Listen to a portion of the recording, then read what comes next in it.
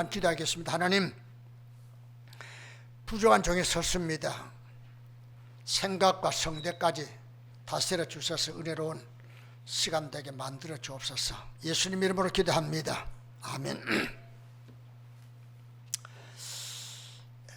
성탄절을 앞두고 어떤 말씀을 전할까 고심하다가 이 본문의 말씀이 떠올랐습니다. 초림의 예수님을 이스라엘 백성들이 맞이할 줄 알았습니다. 왜냐하면 그들은 자신들의 선민이었기 때문에. 그래서 하나님의 예언도 그들 백성을 통해서 전달됐기 때문이죠.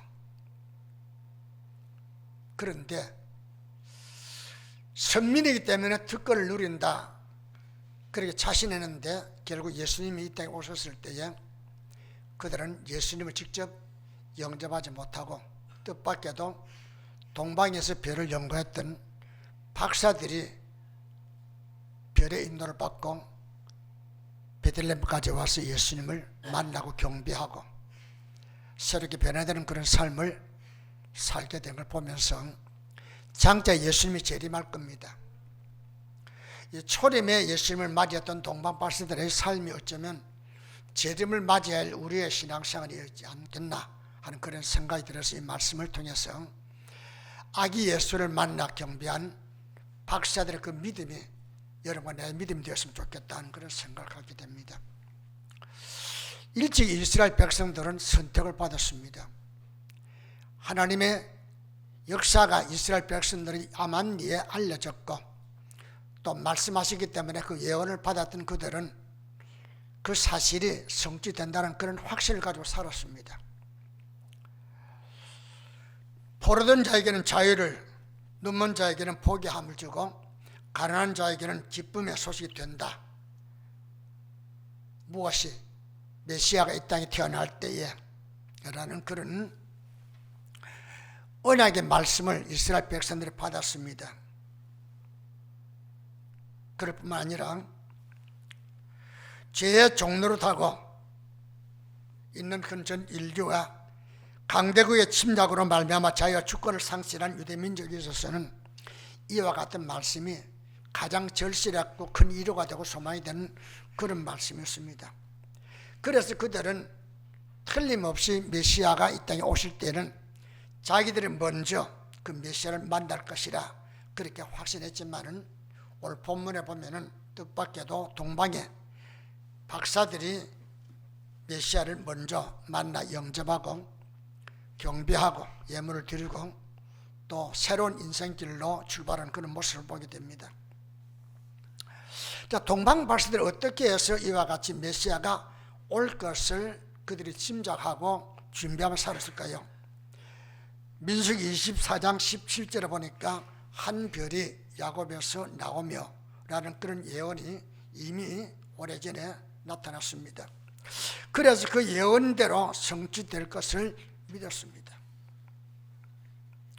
그래서 많은 사람들이 성경이 말했으니까 그렇게 될 거다 그렇게 생각했지만은 언제 어느 때 어떻게 올지를 몰랐고 또 맞이할 때에 어떤 사람이 맞이할지는 생각을 하지 않았습니다. 그러나 본문에 등장하는 박사들은 그 예언이 자기들의 당대에 반드시 이루어질 거다 하는 그런 생각을, 그런 믿음을 가지고 확신을 가지고 구체적으로 별이 나타나면 어떻게 우리가 그 별을 인식하며 그 별의 인도를 받고 메시아를 만날 것인가 그렇게 생각하면서 아마 기도도 하고 또 말씀을 연구도 하고 또 어떻게 나타나면 만날 수 있을 것인가. 그래서 별의 출현을 사모해서 밤마다 또 교대로 이렇게 별들을 바라보면서 하늘을 우러보았을 것입니다. 그러면서 그 별이 어떻게 나타날지는 모르지만은 그 별은 메시아를 증명하기 위해 나타날 거라는 사실을 알았기 때문에 그 별을 찾는데 온 몸과 마음을 투자한 줄 압니다. 사모했다는 것이죠. 다른 사람들은 그럴 거다 그렇게 생각했지만은 이들은 확실히 우리는 만날 수 있을 거다. 어떻게 만날 수 있을까? 그래서 그 별을 찾는 데에 몰두했습니다. 이처럼 신앙생활도 마찬가지입니다. 하나님의 말씀과 언약이 반드시 이루어진다는 사실을 생각하고 믿어 확신하는 사람만이 구하고 찾고 두드리는 그런 일을 하게 되죠. 그럴 때에 인간의 이해와 인간의 설명이 될 수 없는 그런 방법을 통해서 하나님의 언약이 성취되는 것을 보게 되는, 그래서 간증의 사람이 되더라는 것이죠. 자, 박사들은 선지자들의 예언은 하나님의 말씀의 신뢰를 갖고 메시아의 배를 기대하며 찾았습니다. 언제 나타날지 모르죠.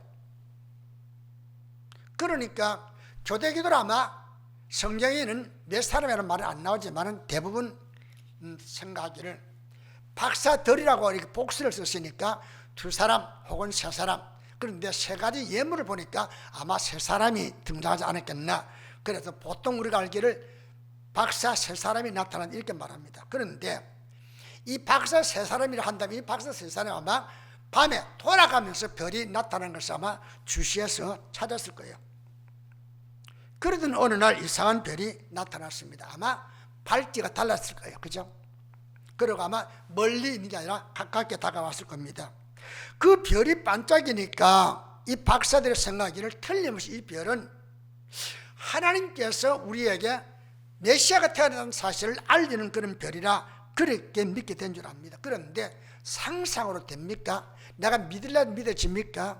그렇지 않죠. 근데 생각한 대로 뭐요?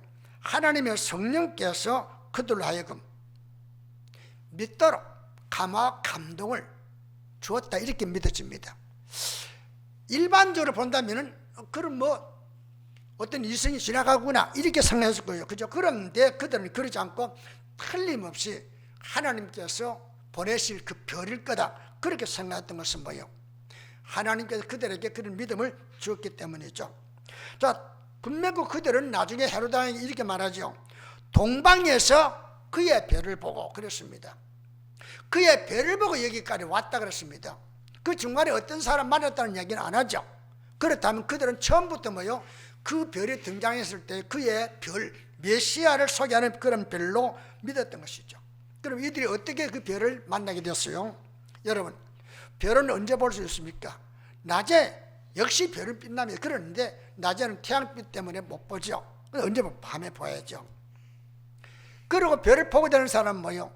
땅을 보아서는 못 보죠. 하늘을 쳐다보는 사람, 별이 나타날 것을 기대하고 바라보는 사람만이 만날 수 있고 볼 수 있는 겁니다. 신앙생활도 마찬가지라는 것이죠. 하나님의 능력과 역사를 경험하고자 하는 사람, 만나기를 원하는 사람, 그리고 자기가 누리기를 원하는 사람 뭐요? 수시로 깨어서 기도하면서 하나님 말씀이 이루어질 것을 기다리면서 사모하는 사람입니다. 그런데 우리에게는 아는 사실로만 끝나지 그것이 실제 내 생애 가운데 내가 경험해야 하고 내가 체험해야 할 그런 사건으로 받아들이지 아니하기 때문에 우리에게는 뭐요? 그런 뜨거운 열정이 없이 그냥 시간만 우리가 때우며 지나갈 때 너무 많이 있다는 겁니다. 자, 그들은 그의 별을 보는 순간 메시아의 별로 믿어졌고 별을 놓칠세라 별의 움직임을 보고 신앙의 모험을 시작하게 되죠. 이것도 보통 사람으로서는 어렵죠. 하나님께서 별을 주셨다는 사실, 그리고 이 별의 움직임을 따라, 자, 우리 윤 집사님하고 우리 견사님 오시는 박수 한번 쳐주세요. 늦더라도 이렇게 왔으니 감사합니다. 네, 감사해요. 자, 그러니까 별이 어떻게 움직이든지 움직이는 대로, 그러니까 그들은 뭐요?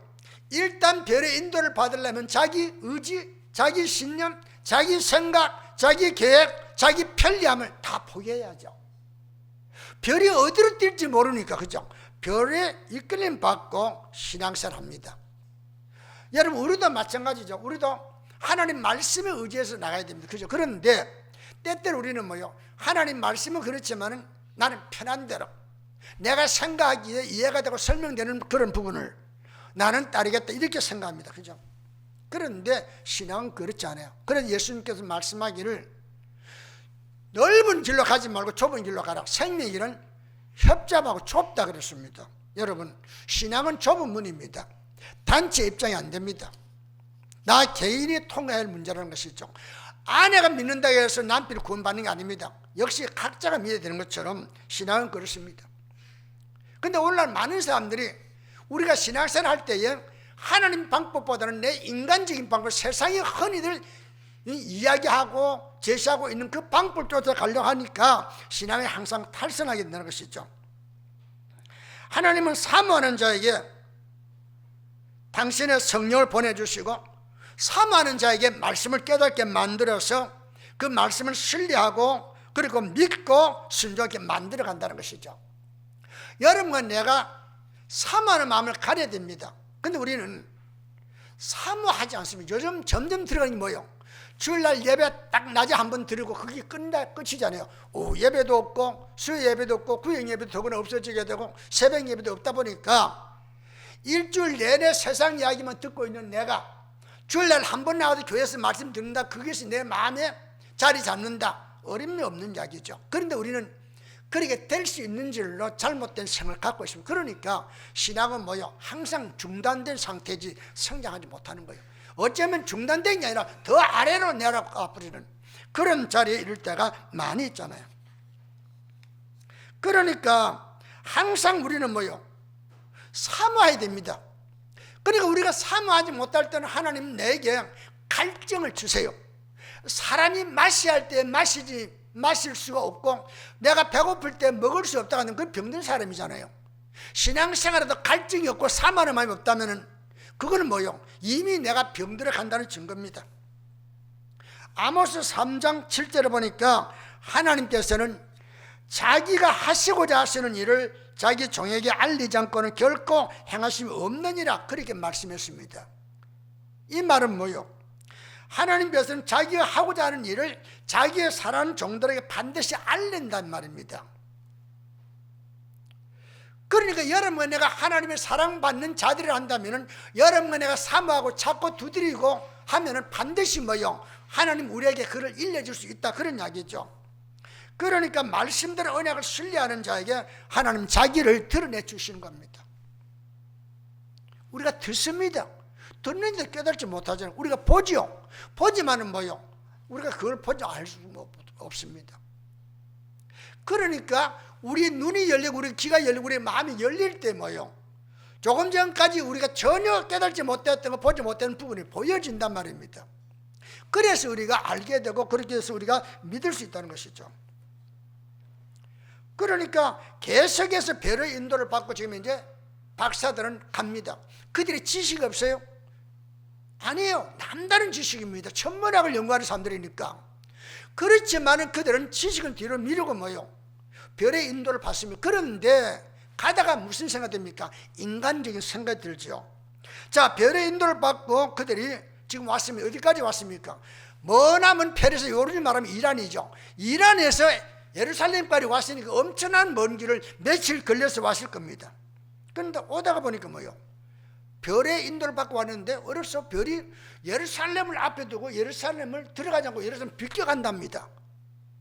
그러니까 그들이 생각하기를 일반적으로 왕이 태어날 때 어디 태어납니까? 주로 왕도에 태어나죠. 궁궐에 태어나죠. 그러니까 예루살렘은 뭐요? 하나님의 성전이 있는 곳이고 하나님께도 거룩하게 구별되는 그런 장소이기 때문에, 그리고 이스라엘의 왕들이 뭐요? 거의 다 예루살렘에 태어났잖아요. 그러니까 그들의 생각이를 왕실에서 왕국이 태어나듯이 메시아도 예루살렘 성전이 있는 예루살렘에서 태어날 것이다, 그렇게 짐작했던 것이죠. 그러니까 일반 상식과 경험과 생각이 자기들의 마음을 사로잡으니까 지금까지 단순하게 별의 인도를 받고 왔지만은 예루살렘 딱 근처에 와서는 무슨 생각이 듭니까? 아니요. 예루살렘에 들어가야 마땅하지. 그래서 별을 놓치고 맙니다. 그래서 그들은 예루살렘 궁궐로 차려 들어가서는 유대인의 왕으로 나시니가 어디 계시뇨?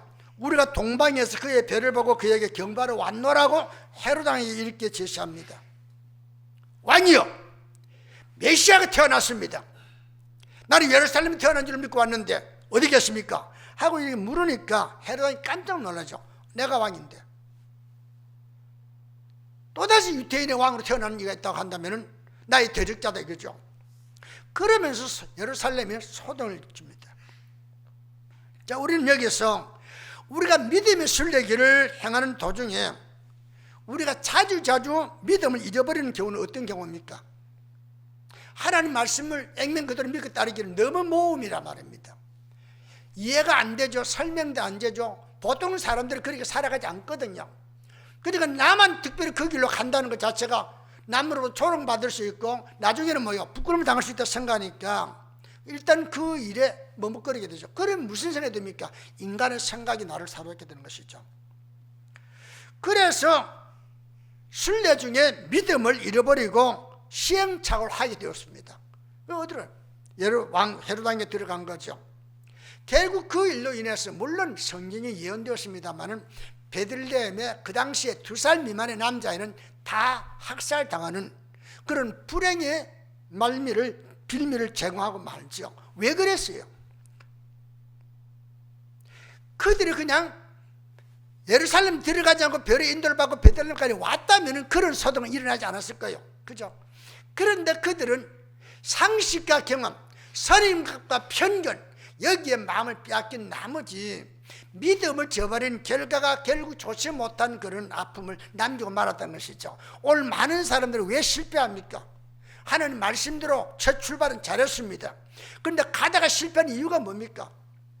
상식적으로, 경험적으로 설명 안 되고 이해가 안 되니까 누구든지 이해할 수 있는 방향으로 찾아가자.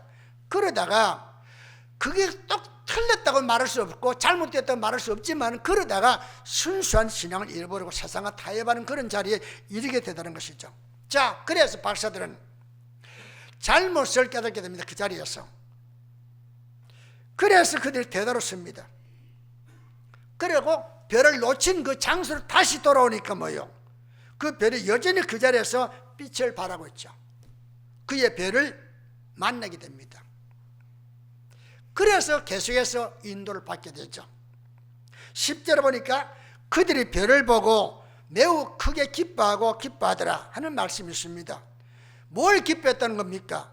박사들이 잃어버렸던 별, 무시했던 별이 별의 이끌림을 받아 메시아를 만나게 되었음을 기뻐했다는 그런 말씀이죠. 잠시 자신들이 불신 때문에 세상 생각 때문에 별을 떠났지만은 별은 떠나지 않고 그 자리를 여전히 지키고 있다는 그런 말씀이죠. 그래서 9절에 그 별이 문득 앞서 인도하여 가다가 악이 있는 곳 위에 머물러 서 있는지라.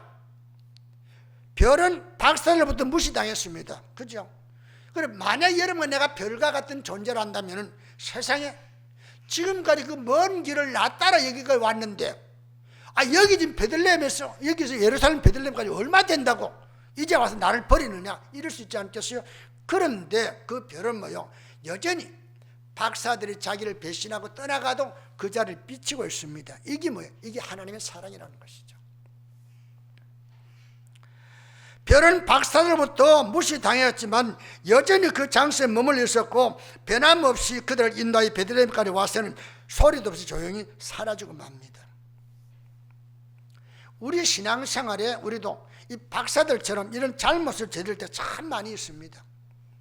믿죠? 안 믿는 게 아니에요. 믿다가 어쩌다 보면은 주변 여건과 환경 때문에 나도 모르게 그냥 햇상에 휩쓸려 가지고 부인한다든지 불신할 때가 있잖아요. 그죠? 그런데도 하나님의 사랑과 은혜는 마치 별처럼 사라지지 않고 여전히 그 장소에 비추고 있다는 것입니다. 여러분과 내가 생각을 고치고 돌아서기만 하면 볼 수 있는 별이요. 근데 우리는 내가 한 번 실패했으니까 나는 하나님께 못 돌아갈 거야. 하나님 나를 버렸을 거야. 이런 좋지 못한 생각을 가지기 때문에 더 찾을 용기를 갖지 않고 찾지 않기 때문에 사실은 거리감이 멀어지고 마는 것이죠. 자, 그래서 그 장소에 비추고 있기에 계속해서 주님께로 인도를 받을 수 있다는 것이죠. 여러분과 내가 신앙생활 올 때 완전했습니까? 아니잖아요. 가다가 실패도 실수도 하고 잘못 저질리기도 하고 그죠? 그렇지만은 여전히 여러분과 내가 오늘 여기까지 믿음의 선한 길을 걸어올 수 있던 그 이유는 어디에 있었을까요? 여전히 변함없이 하나님 우리를 채근하시고 깨닫게 해주시고 이끄시고 보호하시고 공급해 주기 때문에 여기까지 올 수 있었다는 것이죠. 하나님의 사용하시는 변은 인간의 무시와 조롱 속에서도 자기의 역할을 다 하고 있음을 볼 수 있습니다. 그래서 하나님의 변함없는 사랑이 여러분과 나를 나다게 만든다는 거예요. 이것을 깨달을 수 있기를 주의 이름으로 축원합니다. 이게 깨달아져야 됩니다. 그래야 돼지 음막했던 쥐염려를 먹던 그 당자가 아버지를 생각해 내가 아버지께 돌아가리라. 아버지가 나를 미친놈 나쁜 놈 벨조스를 다 한다 할지라도 나는 가리라. 가서 내가 아버지에게 말하기를 아버지 아들이라 말하지 않고 내가 품꾼 하나 쓰게 해주세요. 내가 이렇게 말하리라 하고 돌아오는데 품꾼으로 쓰임받았어요? 아니거든요. 여전히 아버지 사랑은 떠나 있어도 변함없기 때문에 아들이 돌아올 때 죽었다가 돌아온 아들이고 잊어버렸다 다시 되찾은 아들이 항상 잔치를 벌리는 걸 볼 수 있습니다. 자, 당시 제사장들과 서기관들은 메시아가 베들레헴에 탄생할 것을 예언을 통해 알고 있었고 박사들로부터 메시아가 탄생했다는 말을 들었습니다. 그러나 그 말을 액면 그대로 받지 않았던 겁니다. 오늘도 마찬가지예요. 많은 사람들이 설교를 듣고 있습니다. 근데 우리는 액면 그대로 받지 않습니다. 적어도 내가 이해되는 측면에서 내가 설명할 수 있는 그 범위 안에서만 내가 취하고 그렇지 않으면 내가 버린단 말입니다. 예수님에 관해서 내가 좋은 부분만 취하려 합니다. 6월절 어린 양을 바깥에 바르고 집안에 있는 사람은 어떻게 먹으라 그랬어요? 양을 삶아 먹지 말고 불에 구워 먹으라 그랬습니다. 그리고 하나도 남김없이 다 먹으라 그랬습니다. 그 말은 뭐요?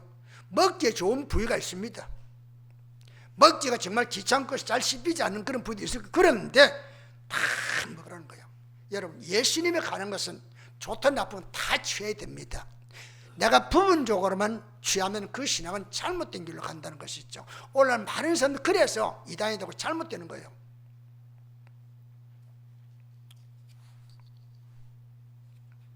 박사들로부터 메시아가 탄생했다는 말을 들었습니다. 그 말을 들었습니다. 그러나 자신들의 일생과 경험으로 불가능한 일을 보았습니다. 이처럼 믿음이 실패하는 것은 뭐예요? 하나님 말씀을 은연중에 우리가 불신하기 때문입니다. 실패 후에 박사들은 새로운 마음을 다짐하고 별을 다시 찾아야지 하고 별의 인도를 받고 위해서 잊어버린 장소 다시 되돌아오니까 뭐요? 별이 여전히 빛나게 되고 자기들이 별 앞에 서는 순간 별이 다시 움직여서 어디까지 가요? 베들레헴까지 가잖아요. 근데 베들레헴까지 어느 마국간까지 와가지고 사라져버립니다. 도대체 장차 오실 메시아가 어떤 모습으로 오는지 모르잖아요. 어떤 얼굴을 지내는지 아무도 모릅니다. 그런데 어떻게 아기 예수를 만나 경배할 수 있었어요? 별이 비치는 그 위치에서 뭐요? 사라져버리니까 더 별이 인도할 이유가 없다 생각하니까 주위를 돌아보니까 마구간에 있었을 것이고 마구간에 애 울음소리 들어보니까 가보니까 뭐요? 구의 아이가 있다는 말입니다. 그걸 보는 순간 뭐요? 엎드려 경배하더라는 것이죠. 박사들의 상식과 경험을 뒤로하고 하나님의 계신 별의 인도를 온전히 의지했던 것처럼 우리도 특별 계신 하나님의 말씀을 의지해서 이끌림을 받아야만이 하나님 만날 수 있고 은혜와 복을 받을 수가 있다는 그런 말씀이에요. 근데 우리는 하나님 말씀보다는 세상 철학, 세상 문학 그걸 더 중요시해가지고 그걸 따라가잖아요. 그러면서 하나님 말씀을 삶에 필요할 때 적당히 인용하는 것이지 생활에 주 목표로 삼지는 않는단 말입니다. 그러니까 신앙생활이 맨날 그탈이에요. 성장하지 못하고 성장이 못할 정도로 아예 내리막길을 걷고 있다는 것이죠. 많은 사람들의 상식과 경험 그리고 편견과 선입감으로 말씀을 대하고 예수님을 바라보기 때문에 예수님을 알아보지 못하고 신앙의 성장을 가져오지 못하는 그런 잘못을 저지르고 있다는 것입니다. 내 생각, 내 경험이 나쁜 건 아니에요. 틀린 것도 아닙니다. 그러나 하나님의 말씀은 내 인생의 경험과 내 생각보다 위에 있는 것이고 앞에 있다는 사실을 알아야 됩니다. 할렐루야. 근데 우리는 그렇게 생각하지 않잖아요. 하나님 말씀 그렇게 했지만 나는 내 방식. 그러니까 신앙이 아니죠. 종교 생활이죠. 종교는 뭐요? 내가 원하는 내 방식대로 믿는 거죠. 11절에 집에 들어가 아기와 그 모친 마리아와 함께 있는 걸 보고 엎드려 아기께 경배하고 보배합을 열어 황금과 유황과 모략을 예물로 드리니라. 그렇게 기록되어 있습니다. 당시 하나님을 잘 믿는다고 자처하던 종교적 지도자들은 예수님이 아이일 때는 고사하고, 아이일 때는 아이니까 뭐 말씀을 안 하니까 모르죠. 뭐 얼굴에 강체가 났느냐, 났다고 할 수 있지만 안 났다고 할 수 있는 것이죠. 그죠? 그런데 예수님이 장성하여 진리를 가르치며 이적과 기사를 행하시는 보고도 자기들이 믿고 기다리던 메시아인 줄을 알지 못했습니다. 왜 그래요? 불신이 눈을 가리고 있기 때문에 그렇습니다. 천하 없이 믿지 않게도 다짐하는 사람은 우리 인간을 믿게 할 수 없어요. 다만 하나님께서 그 불신에 가려져 있는 그 눈뚜껑, 껍데기를 딱 뒤집어 버릴 때에, 눈이 열릴 때만 비로소 뭐요?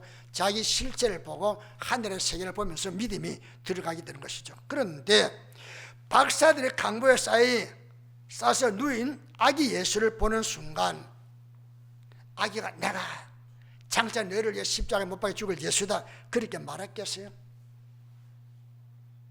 전혀 그런 거 없잖아요. 그냥 아기는 아기 모습 그대로 있습니다. 그런데 아기를 보는 순간 그가 하나님의 아들이고 장차 올 메시아가 된다는 사실을 알고 무릎 꿇고 경배하고 예물을 드려 자기가 종인 사실, 비록 자신들이 박사들이지만 예수님 아기 예수 앞에는 뭐요? 죄인에 불과하다는 사실을 입증해 보이잖아요. 어떻게 그와 같은 결단하게 됐을까요? 눈이 열리니까 그렇단 것이죠. 믿음이 눈이 열리니까. 뭘 많이 알아서가 아닙니다. 믿음의 눈이 열리면 보이지 않는 세계가 보여지거든요. 보여지는데 어떻게 말을 안 합니까? 그의 말하는 것이나 설교를 들은 것 없습니다. 이적을 보지 못했습니다. 짐승이 유하는 구유에 강보로 쌓여 누워있는 아기를 보는 순간 메시아인 줄 알고 엎드려 절하며 왕으로 경배할 수 있었습니다. 어떻게 했어요? 하나님의 은혜의 선물인 믿음이 그들에게 주어졌기 때문에 가능했던 것입니다. 할렐루야. 그래서 최고의 보화가 뭐예요? 믿음이라는 선물입니다. 근데 우리는 믿음이라는 이 선물을 헌식작처럼 버릴 때가 얼마나 많이 있습니까? 믿음의 조상들은 믿음 하나 지키기 위해서 생명을 내던졌습니다. 죽음이냐 믿음이 할 때에 차라리 내가 죽을지언정 믿음을 포기할 수 없다 이랬는데, 오늘 우리는 뭐요? 돈 몇 푼에 인간관계 그걸 제대로 유지해 보겠다고 신앙을 헌신잡게 버리는 경우가 얼마나 많이 있습니까? 이런 우리 가슴 속에 하나님의 은혜가 임해야 비로소 우리는 뭐요? 신앙을 출발을 하게 된다는 것이죠. 성령께서 말씀을 읽거나 듣거나 말씀을 따라 순종할 때에 하나님이 은혜를 주어 성령이 믿게 하고 깨닫게 해서 고백과 영접을 하게 하시는 것이죠. 그래서 믿음이 나오는 거란 말입니다. 여러분의 믿음이 어디서 나왔어요? 부모로부터 물려받았어요? 유산? 아니에요. 유산이 안 됩니다. 믿음은 누가 강조를 해서 안 돼요. 우리는 뭐요? 전하는 소리에 불과한 거예요. 소리를 전할 뿐이죠. 근데 그 소리 속에 하나님의 성령의 역사가 있으니까 듣는 자의 마음을 감동시키니까 어느 순간 뭐요? 아바 아버지라 부르고 믿음을 고백하게 되더라는 것이죠. 그러니까 나의 나된 것은 하나님 은혜라. 하나님께 오늘 내가 성도되고 오늘 내가 집사되고 권사되고 목사되게 하는 것은 뭐요? 하나님 은혜가 나를 그렇게 만들었다는 거예요. 만들었기 때문에 이것은 뭐요? 남들이 갖지 못한 특권을 내가 누리는 거예요. 그래서 우리는 자부심과 긍지를 가지고 살아가야 된다는 거예요. 박사들은 아기 예수를 만나 즉시 경배하고 값진 보물을 예물로 드렸습니다. 많은 사람들이 상식과 경험을 앞세우기에 예수를 만나도 알아보지 못하고 주님의 음성을 듣고도 믿지 않는 것입니다. 그래서 믿음이 눈이 있어도 보지 못하고 귀가 있어도 듣지 못하고 입이 있어도 말하지 못하는 영적 불구자로 교회 안에 머물고 있다는 것입니다. 많은 사람들이 소경으로 오늘 살아가고 있습니다. 세상 지식과 경험은 대단하죠. 그리고 편견과 선입감도 정말로 자랑스러울 정도입니다. 그런데 거기에 사로잡혀 있으니까 믿음으로 나가지 못한단 말이에요. 말하는 거 보면 정말 잘해요. 그런데 그 말 속에 믿음이 있냐? 믿음은 전혀 없는 사람들이 너무 많이 있다는 것입니다. 믿음의 눈과 귀와 마음이 열리면 십자가를 짊어져가는 예수님의 그 찬양한 모습 속에서도 뭐요? 그리고 십자가 못 박히는 예수님의 처참한 모습에서도 우리는 영광의 면류관을 보게 되고 메시아를 보게 되고 구세주를 보게 된다는 것이죠. 그분을 통해 하나님의 영광과 영적인 권위를 보게 되고 그분의 사랑의 은혜를 경험하게 되면은 그분과의 관계와 교제를 확증하느라 자신이 지닌 값진 황금과 유황과 모라기는 최상의 선물도 기꺼이 드리겠다는 것이죠. 누가 드리라고 그랬어요? 자기 인생을 주께 드리지 못하는 이유는 어디 있을까요? 아직도 예수님의 가치를 알지 못하기 때문입니다. 예수님과 만남이 제대로 이루어지지 않았기 때문에 여러분이 안 만났다는 게 아닙니다.